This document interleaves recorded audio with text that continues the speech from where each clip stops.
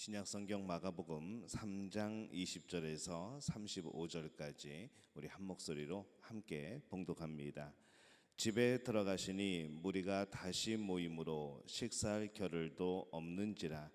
예수의 친족들이 듣고 그를 붙들러 나오니 이는 그가 미쳤다 하밀러라. 예루살렘에서 내려온 서기관들은 그가 바알세불이 집혔다 하며 또 귀신의 왕을 힘입어 귀신을 쫓아낸다 하니 예수께서 그들을 불러다가 비유로 말씀하시되 사탄이 어찌 사탄을 쫓아낼 수 있느냐. 또 만일 나라가 스스로 분쟁하면 그 나라가 설 수 없고 만일 집이 스스로 분쟁하면 그 집이 설 수 없고 만일 사탄이 자기를 거슬러 일어나 분쟁하면 설 수 없고 망하느니라. 사람이 먼저 강한 자를 결박하지 않고는 그 강한 자의 집에 들어가 세간을 강탈하지 못하리니 결박한 후에야 그 집을 강탈하리라. 내가 진실로 너희에게 이르노니 사람의 모든 죄와 모든 모독하는 일은 사하심을 얻되 누구든지 성령을 모독하는 자는 영원히 사하심을 얻지 못하고 영원한 죄가 되느니라 하시니 이는 그들이 말하기를 더러운 귀신이 들렸다 함이러라. 그때 예수의 어머니와 동생들이 와서 밖에 서서 사람을 보내어 예수를 부르니 무리가 예수를 둘러 앉았다가 여짜오되 보소서 당신의 어머니와 동생들과 누이들이 밖에서 찾나이다.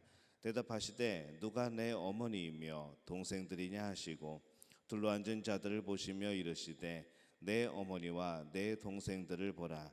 누구든지 하나님의 뜻대로 행하는 자가 내 형제요 자매요 어머니이니라. 아멘.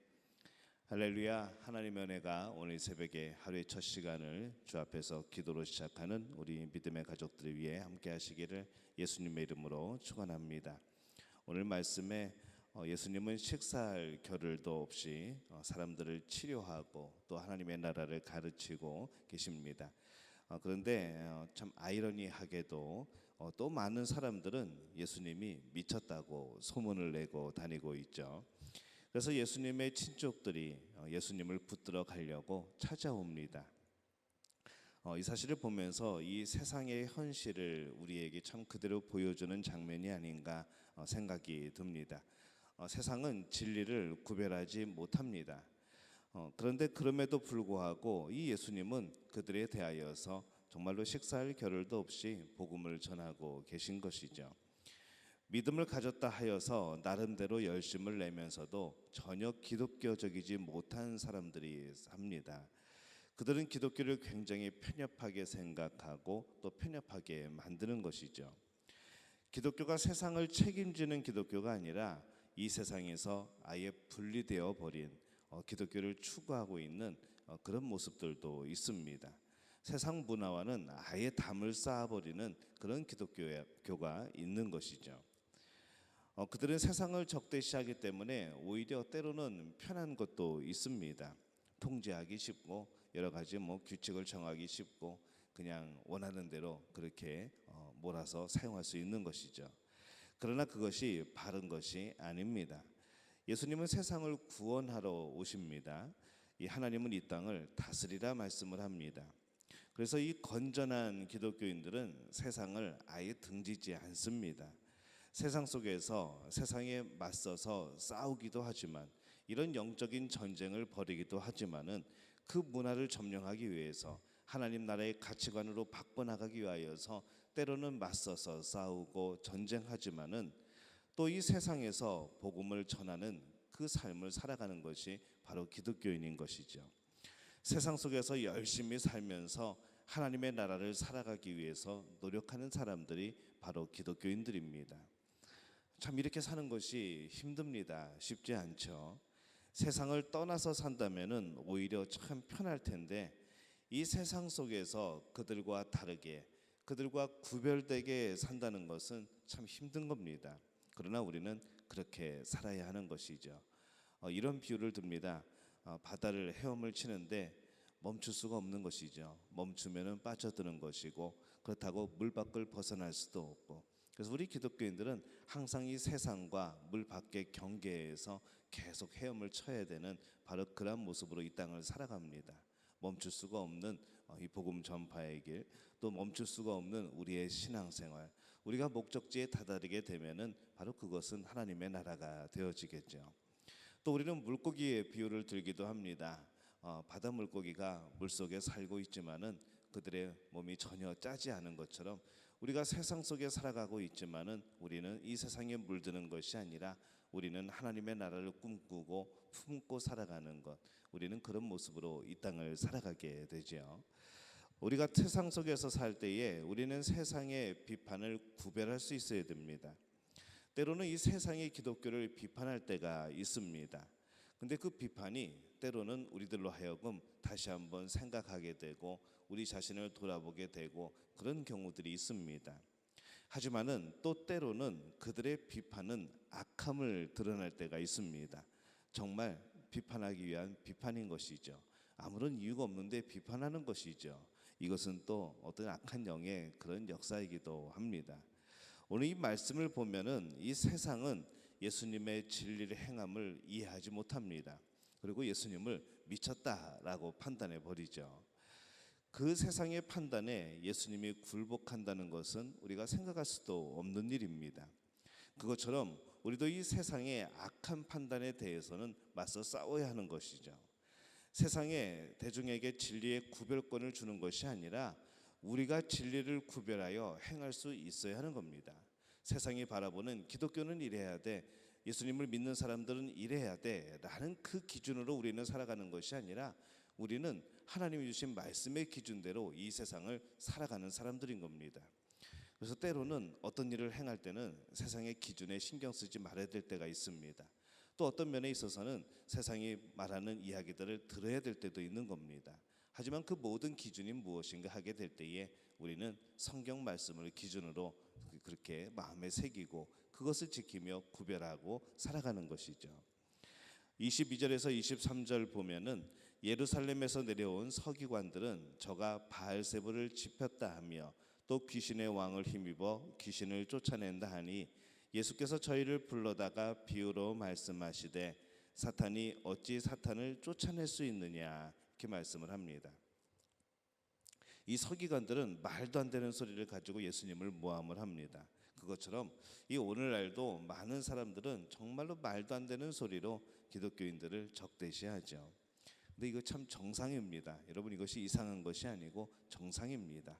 복음은 항상 사람들로 하여금 손가락질 받고 항상 이 복음은 세상 사람들로 하여금 배척되어지고 핍박당했던 것이죠. 근데 그것이 복음이 문제가 있어서가 아니라 그 복음을 대하는 사람들의 자리가 바로 어둠의 자리이기 때문에 그렇습니다.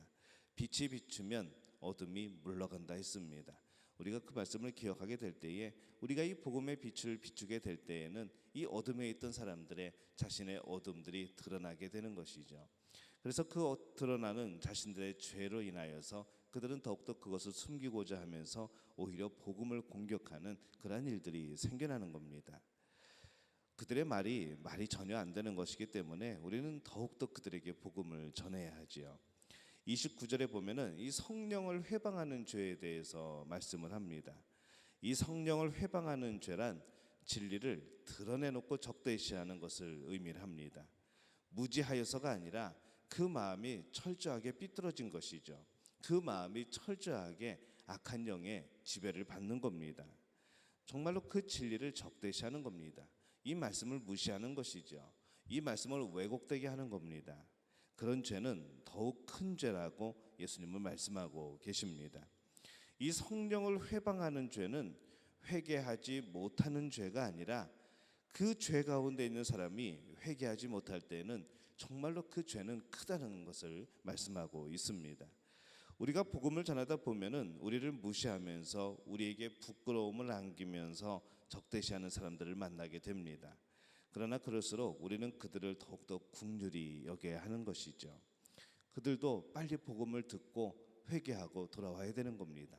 때로는 하나님에 대하여서, 때로는 예수님에 대하여서, 때로는 성령에 대하여서 정말로 그들이 회방하고 정말 모욕할 정도로 그런 말들을 하게 될 때에 우리는 그것이 무슨 저런 사람이 있냐라는 것이 아니라 그들의 죄가 정말로 회개의 자리에 이르지 못하면은 그것은 너무나도 큰 죄이고 정말 용서받지 못할 죄라는 것을 알기 때문에 우리는 더욱더 국률의 마음으로 복음을 전해야 되는 것이죠.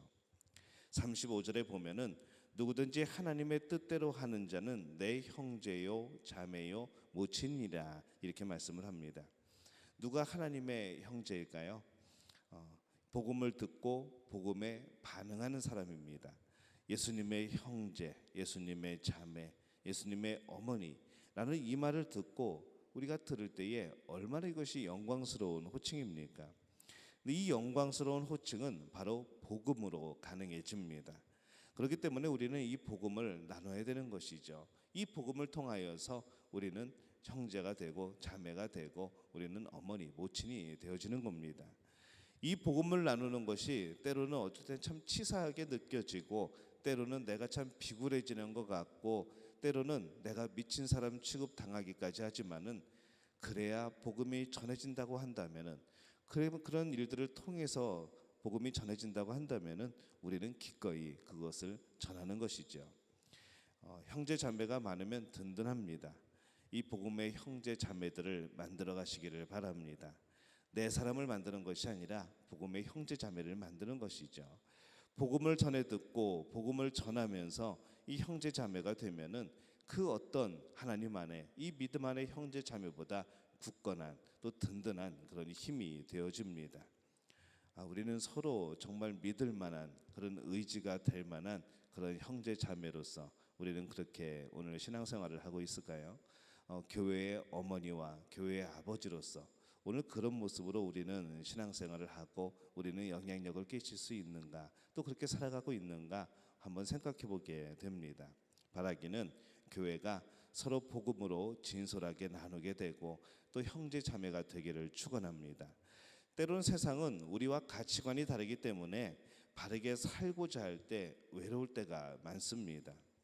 우리의 실생활에서 많이 겪죠. 예수님을 믿는다는 이유로 참여할 수 없는 것들이 있고 예수님을 따른다는 그 이유만으로 우리는 소외될 때가 있고 또 우리는 손해볼 때가 있습니다.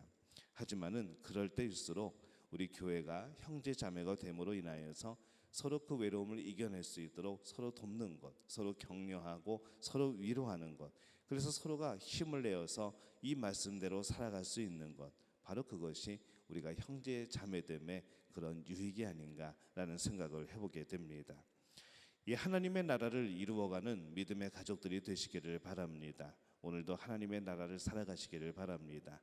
우리 함께 신앙생활하는 우리 교우들, 우리 함께하는 형제들, 우리 자매들, 우리 모두가 주 안에서 서로 위하고 격려하며 오늘도 서로 힘내라고 응원할 수 있는 그런 믿음의 가족들이 되어지시기를 예수님의 이름으로 축원합니다.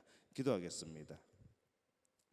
하나님, 은혜와 사랑에 감사를 드립니다. 오늘 말씀을 통하여서 이 세상이 우리를 공격하는 모습, 우리가 아니라 그 복음을 공격하는 모습들을 보게 됩니다.